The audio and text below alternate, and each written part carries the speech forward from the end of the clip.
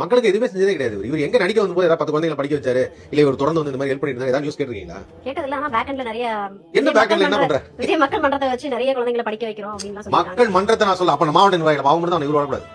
இவர் ஏதாவது செஞ்சு நீங்க பாத்துருக்கீங்களா? சூர்யா வந்து ஒரு ஃபவுண்டேஷன் வச்சிருக்காரு, சரி. அஜித் சார் செஞ்சதை நிறைய பேர் சொல்லியிருக்காங்க. ஓகே, விக்ரம் சார் செஞ்சிருக்காரு, விஜய் சேதுபதி செஞ்சுட்டே இருக்காரு. ஆனா பெருசா வெளியில சொல்லிக்கிறதும் கிடையாது. நிறைய பேர் சொல்லியிருக்காங்க.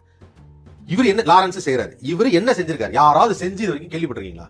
வாங்க வள்ளல்ல அதவா உங்க கூட விஜய் டிவியில் ஸ்டார்ட் பண்ணவங்களாம் இன்னைக்கு எங்கேயோ போயிட்டாங்க. நீங்கள் மட்டும் அங்கேயே தான் இருக்கீங்க.